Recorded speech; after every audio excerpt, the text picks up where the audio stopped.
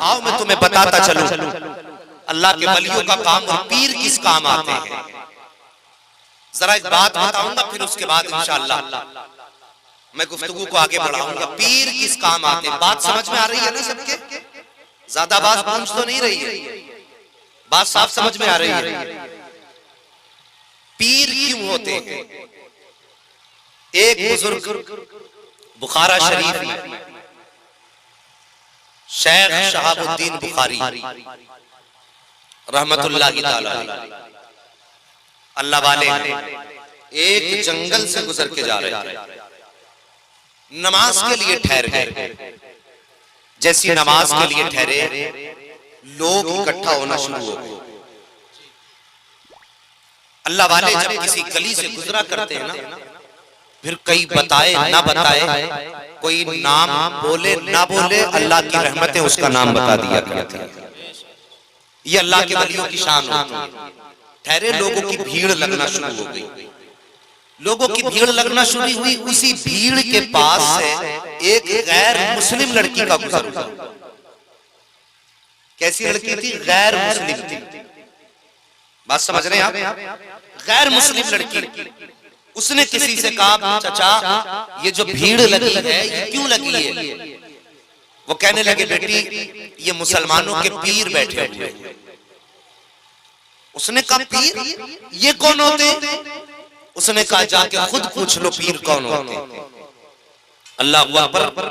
لڑکی غیر مسلم تھی لیکن آگے بڑھی، بھیڑ کو ہٹایا، حضرت کی بارگاہ میں پہنچی، جا کے کہنے لگی حضور آپ کون ہیں؟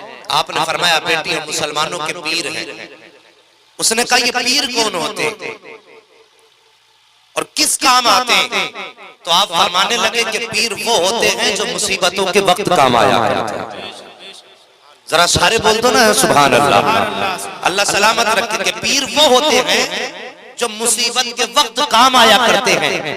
لڑکی سوچنے لگی کیا کیا جائے. کچھ دیر کے بعد کہنے لگی بابا بتائیے کیا آپ کس کس کے کام آتے ہیں؟ فرمانے لگے جو مرید ہو جاتا ہے ہم اس کے کام آ جاتے ہیں. بچی نے کہا تھا سرکار پریشانی تو کسی کو بھی آ سکتی ہے، ایسا ہو سکتا ہے مجھے بھی آ جائے، ایسا کریں آپ مجھے بھی اپنا مرید بنا لیں. پیر و مرشد نے کہا تھا بیٹی مرید بننے کے لیے پہلے ہمارے نبی کا کلمہ پڑھنا پڑے گا. بچی کہتی ہے سرکار منظور ہے. آپ نے بچی کو بیعت کیا اور اس کے بعد بچی جانے لگی. پیر سے اجازت لے کر کے رخصت ہو گئی. اللہ اکبر. جن پہ ولیوں کی نظریں ہو جایا کرتی ہیں پھر ان کی نگاہیں کرم کے صدقے میں آنے والے کے مقدر بدل جایا کرتے ہیں. کسی نے کہا تھا نگاہیں مرد مومن سے بدل جاتی ہیں تقدیریں، جو ہو کے یقین پیدا تو کٹ جاتی ہے زنجیریں. یہ اللہ کے ولیوں کی نگاہوں کا کمال ہوا کرتا ہے. جیسی اس نے ہاتھ میں ہاتھ دیا ہے اللہ کے ولی کے، آگے دیکھیے اپنے جہاں پر آئی ہے. وہاں ایک بادشاہ کے دربار میں ملازمت کرتی تھی. اللہ کے ولی کے ہاتھ میں ہاتھ دیا، مقدر بلند ہونے لگے ہیں، نصیبیں چمکنے لگے ہیں. بلند اتنا مقدر ہوا ہے کہ پہلے چھوٹی خادمہ تھی اب بادشاہ کے دربار کی بڑی خادمہ بنا دی گئی ہے. اب جو اس کے ہم منصب نوکرانیاں تھی وہ اس سے چلنے لگی. سوچا اسے پھنسایا کیسے جائے، اسے دربار سے نکالا کیسے جائے. بادشاہ کے دربار میں چوری کی اور چوری کا الزام اس بچی پہ لگایا گیا جس نے ایک اللہ والے کا دامن تھاما ہے.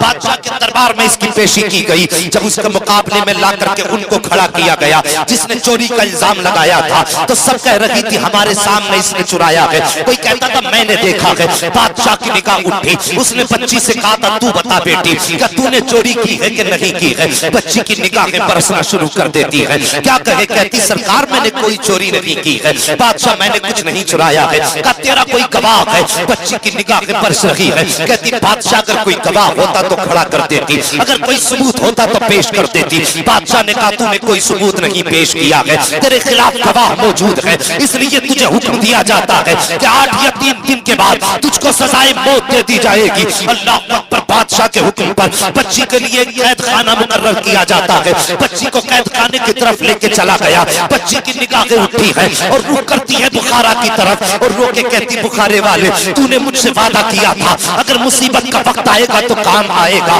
آجا آج تیری مریدہ تیری چاہنے والی موت کے قریب جانے لگی ہے. بچی نے رو کے اتنا کہا تھا. اس کے بعد بخارا کی طرف دیکھتی ہے، کوئی آنے والا نظر نہیں آیا، کوئی پکارنے والا نظر نہیں آیا، بچی قید خانے کے اندر چلی گئی، روتی رہی، دن گزرتے رہے، روتی رہی، دن گزرتے رہے۔ اللہ اکبر، وہ دن آ گیا جس دن بچی کو سزائے موت ہونے والی ہے۔ بادشاہ کے حکم کے مطابق بچی کے ہاتھ باندھے گئے ہیں، ہاتھ پکڑ کر کے بچی کو قلعے کی دیوار پر لے جایا جا رہا ہے، وہاں سے نیچے دھکیل کر کے بچی کو موت کی سزا دے دی جائے گی۔ جب بچی کو ہاتھ پکڑ کے لے کر کے چلنے لگے، اللہ اکبر، بچی پلٹ پلٹ کے پیچھے دیکھ رہی تھی۔ جلادوں نے کہا تھا کس کا رستہ تک رہی ہے، 8 دن تجھے ہو گئے ہیں، کوئی تیرے خاندان والا نہیں آیا ہے، کوئی تیرا گھر والا نہیں آیا ہے، کوئی تیرا چاہنے والا نہیں آیا ہے، پھر رستہ کس کا تک رہی ہے۔ بچی نے کہا تھا تم کیا جانو، جو میں جانتی ہوں وہ تم نہیں جانتے ہو۔ کہا تھا پھر بتا تو صحیح۔ اس نے کہا کچھ نہ پوچھو، وہاں لے کر کے چلو جہاں سزائے موت دی جائے گی۔ اللہ اکبر، بچی کا ہاتھ پکڑا ہے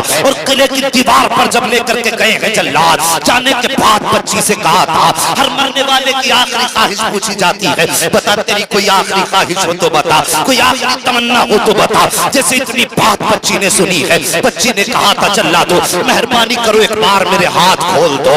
کہا کیا کرے گی؟ اس نے کہا کسی کو الوداعی سلام کرنا ہے۔ اللہ اکبر، اس کے کہنے کے مطابق بچی کے ہاتھ کھولے گئے ہیں، بچی کے ہاتھ کھولے گئے، بچی دیوار پہ کھڑی ہے لیکن رخ کی آنکھیں بخارا کی طرف، رخ کی آنکھیں بخارا کی طرف، اور رخ کر کے ہاتھ اٹھا کے کہتی ہے او بخارے والے، تو نے وعدہ کیا تھا اگر مرید مصیبت میں ہوتے ہیں تو پیر بچایا کرتے ہیں، اور میرے سرکار انتظار کرتے کرتے 8 راتیں گزر گئی ہیں، آج تک آپ نہیں آئے ہو۔ اب زندگی کا آخری لمحہ قریب آ گیا ہے، اب مجھے نہیں معلوم زندگی بچے گی کہ نہیں بچے گی، لیکن میرے بخارے والے مہربانی کر دینا، اگر آنا ہو تو آ جانا، میں جا تو رہی ہوں لیکن یاد رکھنا اگر ایک مریدہ پیر کو دعائی دیتے دیتے مر گئی تو قیامت تک کے مریدوں کا پیر سے اعتماد اٹھ جائے گا۔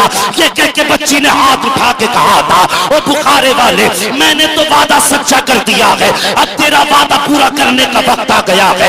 بچی نے تو کیا ہے اس طرف جدھر بچی کو دھکا دینا ہے، جلادوں نے پیچھے سے ہاتھ لگایا، بچی کو چند دھکا دیا ہے، جیسی بچی کو دھکا لگا ایک چیخ بچی کی نکلی ہے، او بخارے والے اب تو آجا، کب آئے گا؟